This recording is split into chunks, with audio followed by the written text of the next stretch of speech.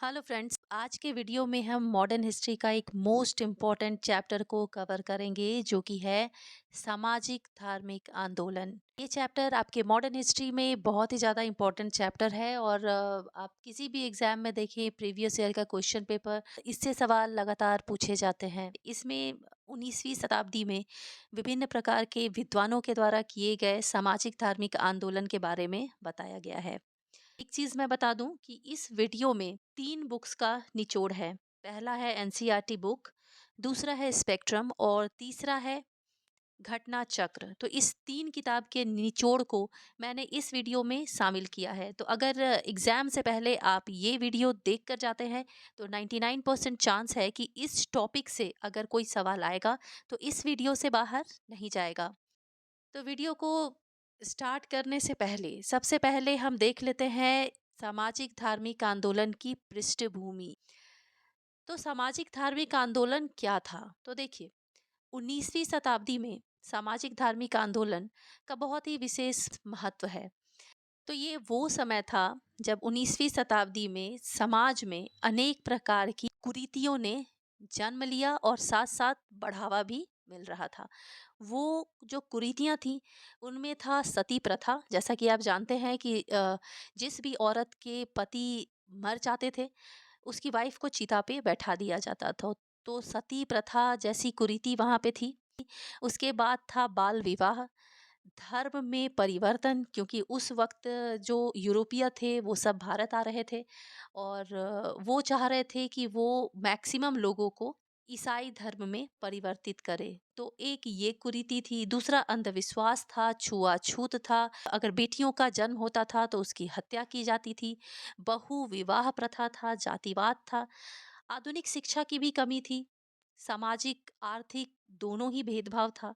तो ये सारा कारण था जिसके वजह से 19वीं शताब्दी में ये सामाजिक धार्मिक आंदोलन प्रारंभ हुआ। तो इसमें वो लोग शामिल थे जो बुद्धिजीवी थे, पढ़े लिखे थे, और नगरीय उच्च जाति के लोग, उदार रजवाड़े, ये सभी इस आंदोलन में शामिल थे। लेकिन कौन शामिल नहीं थे? तो जो निर्धन वर्ग के थे या निचले तबके के लोग थे वो सभी इस आंदोलन से पूर्णतः साइड थे। क्यों साइड थे? क्योंकि वही लोग तो थे जो इन सभी कुरीतियों को आगे बढ़ा रहे थे। ये वो समय था जब 1813 का जो एक्ट लाया गया था उसके तहत अनेक यूरोपीय कंपनियों को, ब्रिटिशर्स को भारत में आगमन करने का अधिकार मिला। और उसके साथ ही वो क्या कर रहे थे, तो ईसाई धर्म का प्रचार करने के लिए निम्न जाति के लोगों को, जो कमजोर वर्ग के लोग थे, जो अंधविश्वास में विश्वास करते थे, जो अनेक कुरीतियों में शामिल थे, उन लोगों को वे लोग टारगेट कर रहे थे। तो ये सारी चीजें बहुत ही ज्यादा बढ़ती जा रही थी। दूसरा है कि आधुनिक काल में जो धर्म था वो 2 जातियों में बट गया था, निम्न जाति और उच्च जाति। अब निम्न जाति के जो लोग थे, अ, उनमें बेसिकली क्या था कि उनमें ज्ञान की कमी थी। वो समाज के अनेक कुरीतियों को जन्म देने के साथ साथ बढ़ावा भी दे रहे थे। और ये वही समय था जब भारत में अंग्रेजी शिक्षा का भी प्रसार हो रहा था।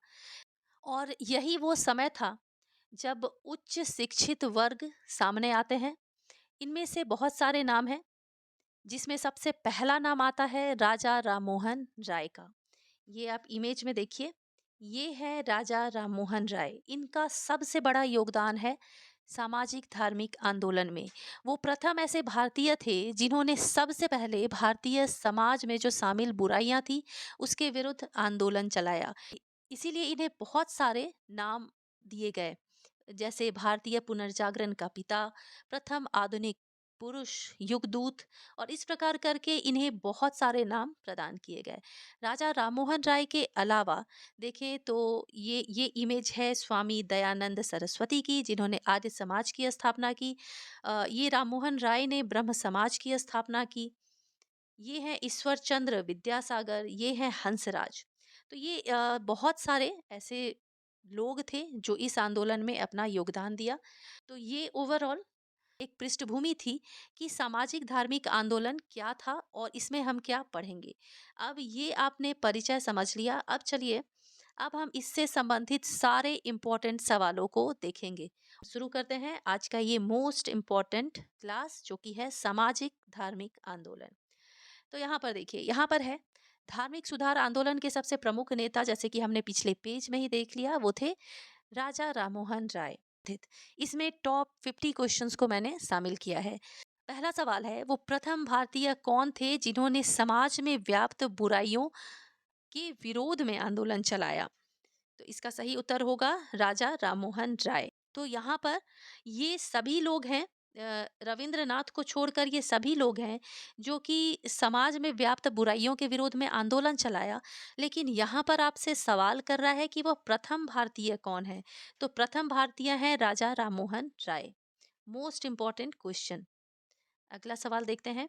राजा राममोहन राय को प्रदान किए गए विभिन्न उपाधियां, ये जितने भी उपाधि हैं ये राजा राममोहन राय को प्रदान किए गए थे। ये उपाधियां हैं भारतीय जागृति का जनक, भारतीय राष्ट्रवाद का जनक, भारतीय पुनर्जागरण का पिता, भारतीय पुनर्जागरण आंदोलन के पिता। ये दोनों एक ही है, शब्द अलग अलग हैं।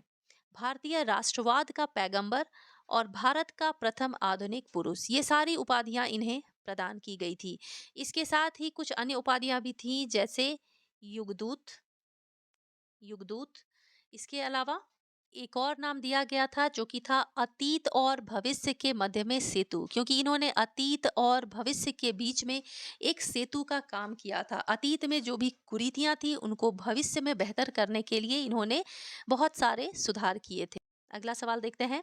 अगला सवाल है कि राजा राममोहन राय ये कितने भाषाओं में पारंगत थे? तो इन्हें कुल 12 भाषाओं का ज्ञान था।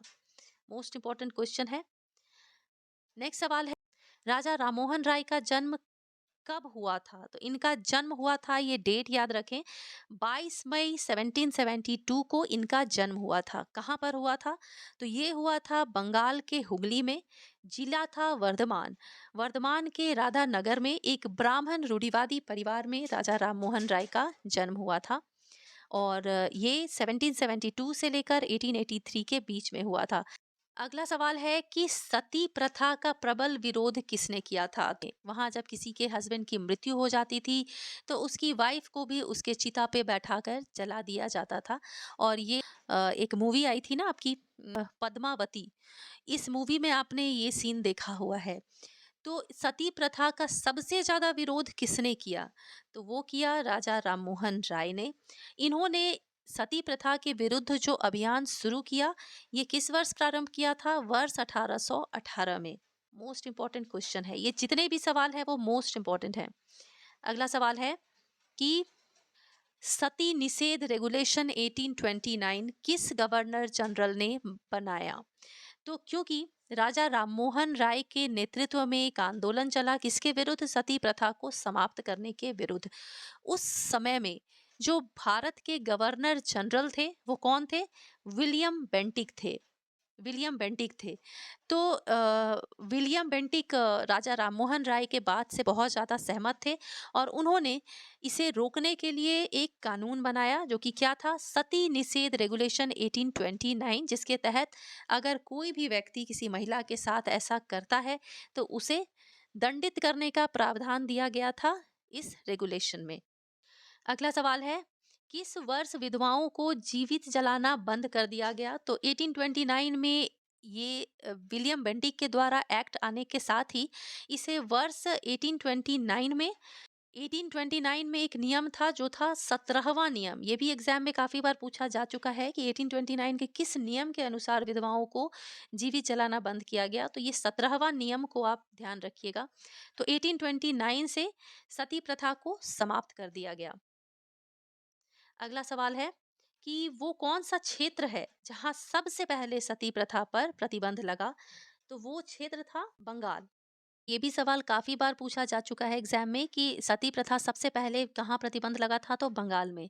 और 1830 में बंगाल के बाद मद्रास और बम्बई में भी सती प्रथा पर प्रतिबंध लगा दिया गया। अब देखते हैं कि राजा राममोहन राय ने बहुत सारी रचनाएं की थी, क्योंकि जैसा कि आपने पढ़ा कि उन्हें 12 भाषाओं का ज्ञान था। तो उन्होंने अलग लैंग्वेजेस में बहुत सारी रचनाएं की। तो उनकी रचनाओं में एक तो जो इम्पोर्टेंट है वो है 1821 में प्रकाशित किया गया बांग्ला समाचार पत्र संवाद कौमुदी, मोस्ट इम्पोर्टेंट है। फिर 1822 में उन्होंने मिरातुल अखबार नाम की एक फारसी अखबार को निकाला, और फिर 1822 में ही ब्रह्म निकल मैगजीन उन्होंने प्रकाशित किया था। तो ये तीन बहुत ही ज्यादा महत्वपूर्ण है राजा राममोहन राय की रचनाओं में। अगला सवाल है, प्रीसेप्टस, यहाँ पे प्री होगा, प्रीसेप्टस ऑफ जीसस पुस्तक किसने लिखी थी? तो ये पुस्तक लिखी थी राजा राममोहन राय ने। कब लिखी थी? तो वर्ष 1920 में लिखी थी। ये किसके प्रयासों से प्रकाशित हुआ था? तो जॉन डिग्वी के प्रयासों से लंदन में 1823 में इसे प्रकाशित किया गया था। तो प्रिसेप्टस ऑफ जीसस बहुत ही ज़्यादा इम्पोर्टेंट बुक है राजा राममोहन राय की, बहुत सारे एग्जाम्स में पूछा जा चुका है। अगला सवाल है, राजा राममोहन राय ने 1817 में किस कॉलेज की स्थापना की थी? तो राजा राममोहन राय ने वर्ष 1817 में हिंदू कॉलेज की स्थापना की थी, मोस्ट इम्पोर्टेंट। अगले सवालों में हम देखेंगे कि राजा राममोहन राय अपने जीवन के अंतिम समय में उनके साथ क्या-क्या हुआ, इसके बारे में हम पढ़ेंगे इन क्वेश्चंस में। तो हमारा 12वां सवाल है कि राजा राममोहन राय को राजा की उपाधि किसने दी थी? क्योंकि इनका एक्चुअल नाम राममोहन राय था, लेकिन इन्हें राजा की उपाधि दी गई थी। किसके द्वारा? तो अकबर द्वितीय के द्वारा दिया गया था। कब दिया गया था? वर्ष 1830 में। तो यहाँ अगला सवाल है कि मुगल बादशाह अकबर द्वितीय ने राजा राममोहन राय को दूत बनाकर कहाँ भेजा था? तो उनको दूत बनाकर भेजा था ब्रिटिश सम्राट विलियम चतुर्थ के पास। क्यों भेजा था? तो अकबर द्वितीय ने राजा राममोहन राय को पेंशन बढ़ाने से संबंधित बातचीत करने के लिए विलियम चतुर्थ के पास भेजा था। तो इसका आंसर होगा ब्रिटेन। 14वां क्वेश्चन, इंपॉर्टेंट सवाल है कि ब्रिटेन जाने के लिए समुद्री मार्ग से जाने वाले पहले भारतीय कौन थे? तो राजा राममोहन राय वो पहले व्यक्ति थे जो समुद्री मार्ग से पहली बार विदेश गए थे। अगला सवाल है, राजा राममोहन राय की मृत्यु कहाँ पर हुई? तो इनकी मृत्यु हुई थी क्योंकि वो गए थे ब्रिसल इंग्लैंड में, और उसी स्थान पर उनकी मृत्यु हुई। कब? तो 27 सितंबर 1833 को। और ये वही स्थान है जहां आज भी राजा राममोहन राय की समाधि है। कहाँ पर? अगर समाधि से संबंधित सवाल पूछा जाए तो वो भी कहाँ पर है? ब्रिसल इंग्लैंड में, जहां पर उनकी मृत्यु हुई थी। अगला सवाल है जो कि मोस्ट इम्पॉर्टेंट है, और ये है बहुत ही टफ लेवल का सवाल। ये यूपीएससी टाइप के एग्जाम्स में इस तरह के सवाल पूछे जाते हैं, जो कि सिर्फ एनसीईआरटी बुक पढ़ने से ही आपको ऐसे सवाल मिलेंगे। क्या है सवाल?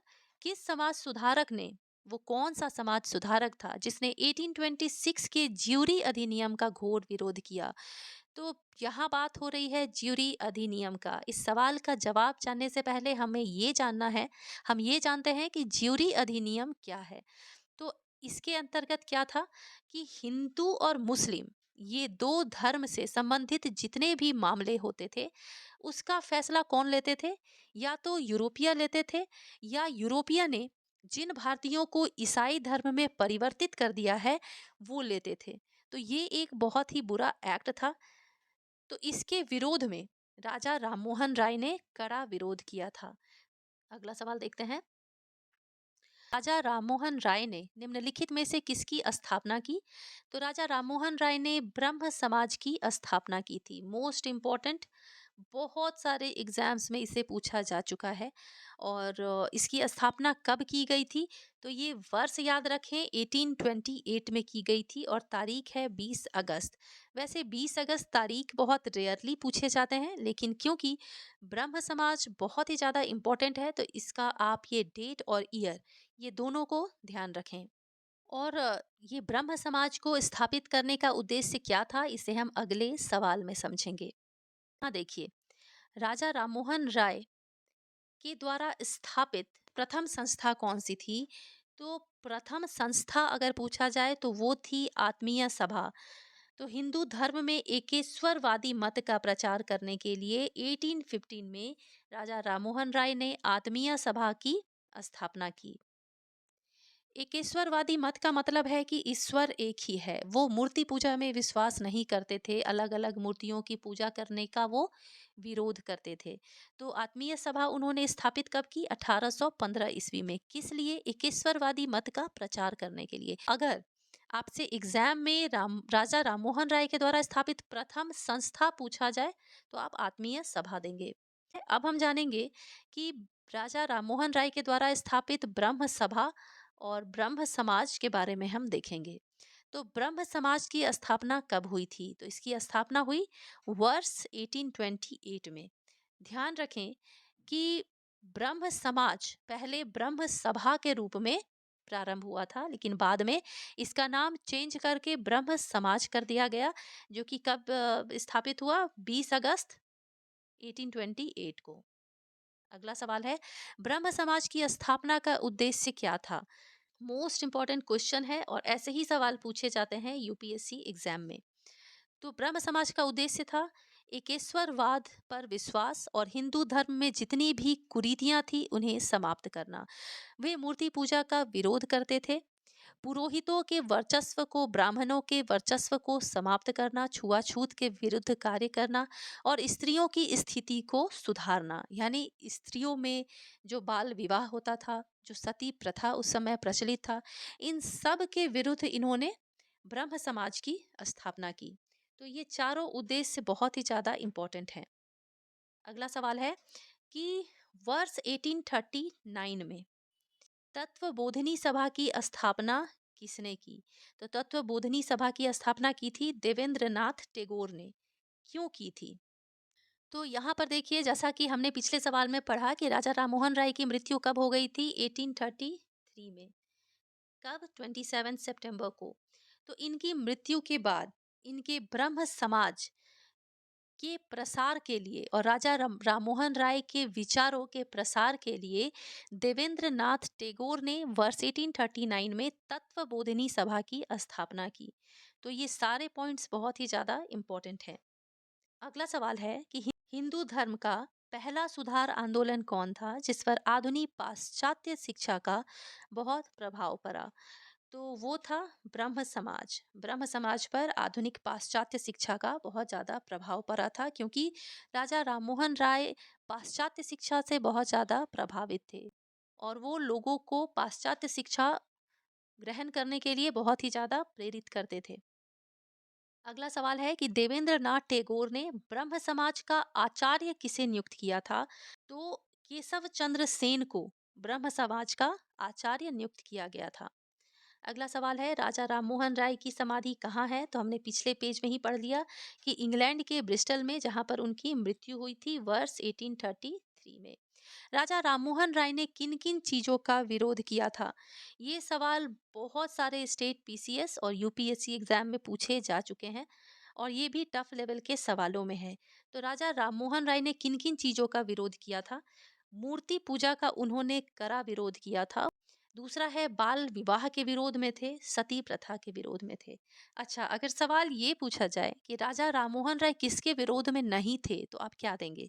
तो ध्यान रखिएगा, ये सवाल भी पूछा जा चुका है।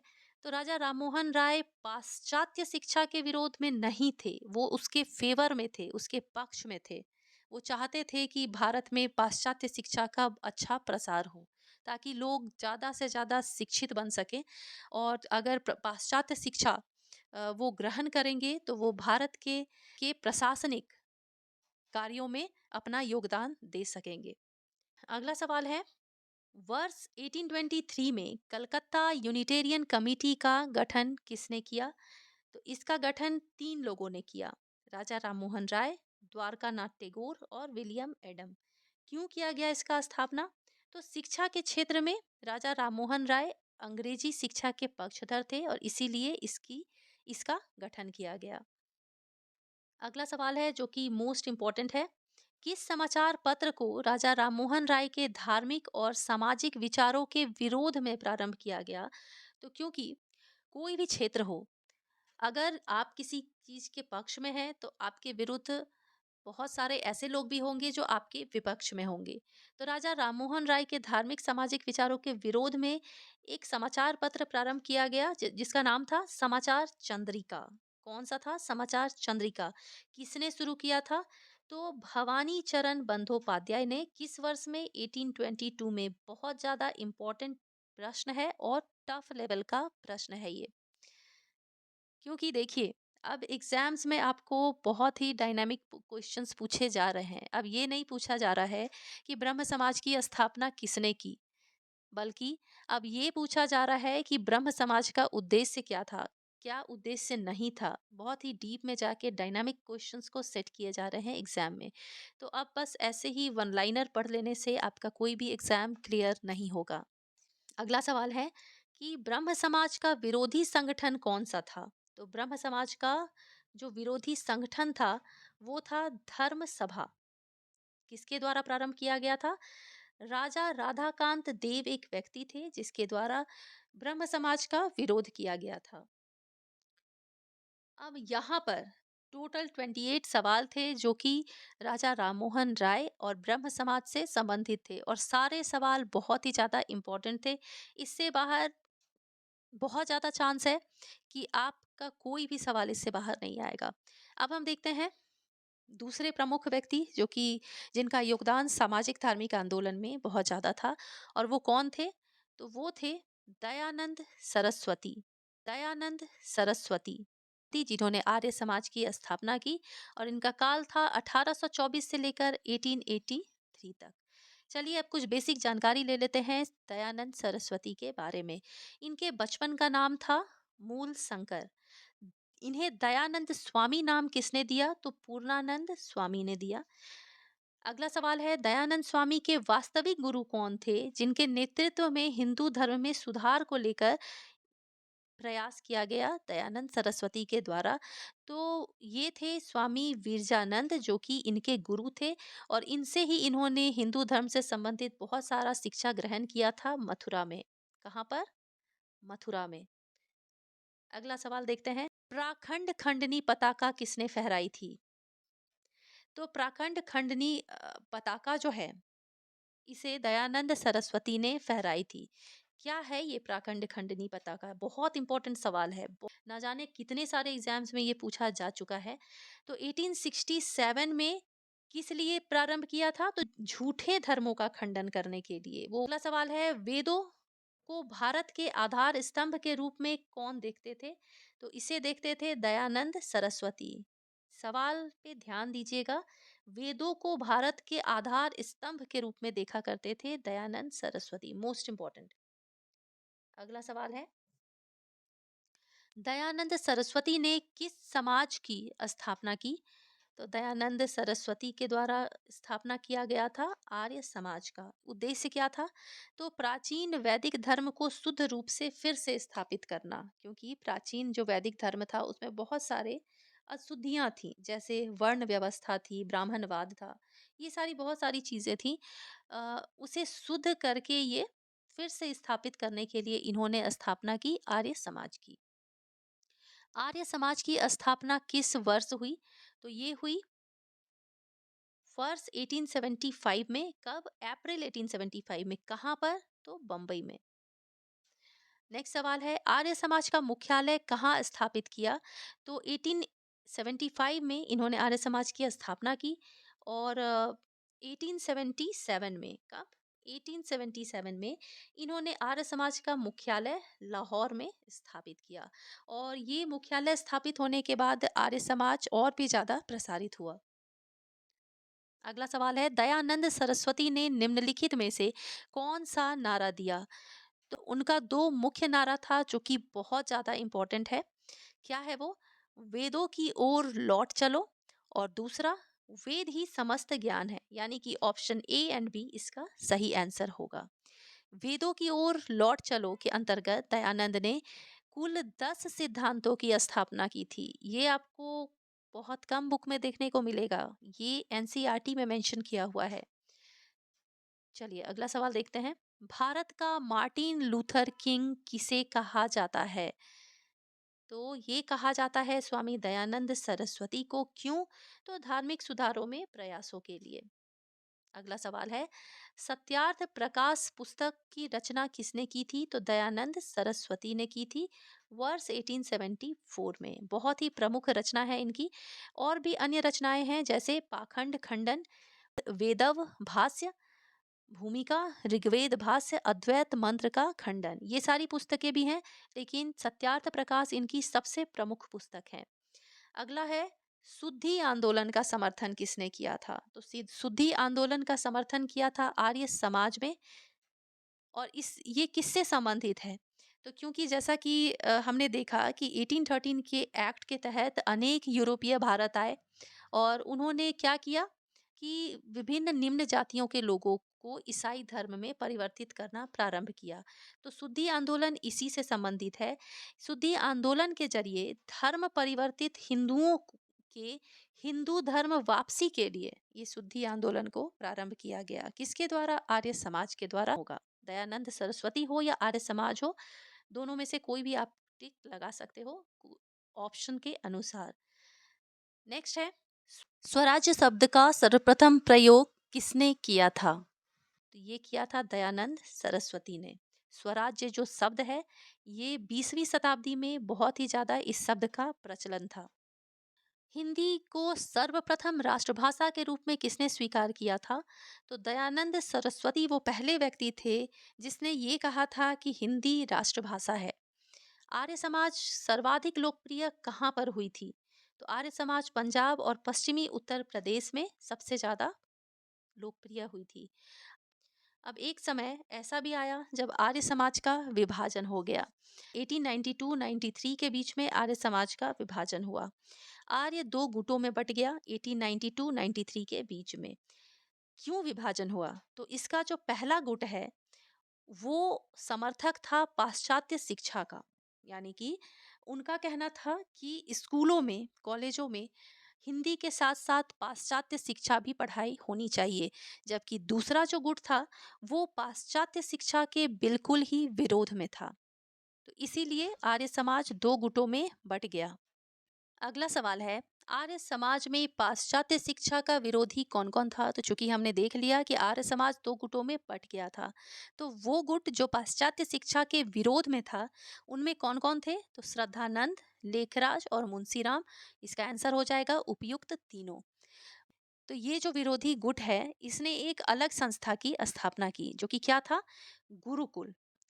कहाँ पर स्थापना हुई? हरिद्वार में। इसमें क्या किया गया कि पाश्चात्य शिक्षा बिल्कुल भी नहीं दिया गया, और ये कंप्लीट भारतीय व्यवस्था पर आधारित था और हिंदी इसकी प्रमुख भाषा थी। अब देखते हैं कि पाश्चात्य शिक्षा के समर्थक कौन थे। तो वो थे, एक लाला लाजपत राय थे और हंसराज थे। लाला हंसराज ही वो व्यक्ति थे जिन्होंने हिंदी के साथ पाश्चात्य शिक्षा को शामिल किया और स्थापना किया किसका? दयानंद एंग्लो वैदिक कॉलेज का, जिसे आप डीएवी बोलते हैं। डीएवी बोलते हैं। इसकी स्थापना कब किया? 1886 में। अगला सवाल है, किसने कहा भारतीय अशांति का जनक आर्य समाज है? ये कहा था वैलेंटाइन। तो वर्ष 1907 में वैलेंटाइन सिरोल ने आर्य समाज को भारतीय अशांति का जनक कहा। ये वैलेंटाइन सिरोल कौन थे? तो ये एक ब्रिटिश पत्रकार थे, उसके साथ एक इतिहासकार और राजनयिक भी थे। इन्होंने 1907 में ये कथन कहा था, जो कि मोस्ट इम्पॉर्टेंट है, 3 स्टार मार्क क्वेश्चन है ये। और ये उस वक्त भारत में आए थे। किस लिए? तो भारतीय परिस्थितियों की जांच के लिए ये भारत आए थे, और उसी समय में इन्होंने आर्य समाज को देखा, उससे संबंधित उसके उद्देश्य देखे, और इसीलिए इन्होंने कहा कि भारतीय अशांति का जनक आर्य समाज है। 48वां सवाल है हमारा कि किसने कहा अच्छा शासन स्वशासन का स्थानापन्न नहीं है? तो ये कहा था दयानंद सरस्वती ने। ये बहुत इंपॉर्टेंट कथन है, जो कि बहुत सारे सवालों एग्जाम्स में पूछा जा चुका है। नेक्स्ट है कि गौ रक्षा समिति का गठन किसने किया? गौ रक्षा समिति का गठन किया दयानंद सरस्वती ने। क्यों किया गया? इसे हम समझते हैं। तो गौ रक्षा समिति का एकमात्र उद्देश्य क्या था कि गाय को बचाने के नाम पर हिंदुओं को एकजुट करना इस समिति का उद्देश्य था, जिसका गठन कब किया गया? वर्ष 1882 में। और वो समय था जब हिंदू मुस्लिम के बीच में सांप्रदायिक दंगे भी हुए थे। कहाँ पर? आजमगढ़ में और बॉम्बे में। और उस वक्त गायों की हत्या के विरोध में बहुत सारे धर्म एकजुट हुए थे। उसमें हिंदू थे, बौद्ध, जैन, पारसी, सिख, ये सारे धर्म एक हो गए थे गौ हत्या के विरोध में। लेकिन ये कुछ समय के बाद ये गौ रक्षा समिति बिल्कुल ही ठप पड़ गया। इसके बाद 1925 में राष्ट्रीय स्वयंसेवक संघ ने समिति को और उसके उद्देश्य को आगे बढ़ाया। हम देखते हैं इस वीडियो का लास्ट सवाल, जो कि है स्वामी दयानंद का जन्म कब हुआ था? तो ये हुआ था 1824 में गुजरात के मोरबी रियासत के कठियावाड़ क्षेत्र में। तो ये था ब्रह्म समाज, राजा राम मोहन राय, स्वामी दयानंद सरस्वती और उनसे संबंधित आर्य समाज। इससे संबंधित सारे महत्वपूर्ण सवाल इसमें कवर कर लिया गया है। ये वीडियो आपके लिए बहुत ही हेल्पफुल रहेगा आपके आने वाले हर एग्जाम के लिए। अगर ये वीडियो आपको समझ में आया और हेल्पफुल लगा तो इस तरह के वीडियोस को और पाने के लिए आप चैनल को सब्सक्राइब कर लें, ताकि फ्यूचर में आपको वीडियोस की नोटिफिकेशंस मिलती रहे। मिलती हूँ अपने नेक्स्ट वीडियो में एक और मोस्ट इम्पॉर्टेंट टॉपिक के साथ। टिल देन आप पढ़ाई करते रहें।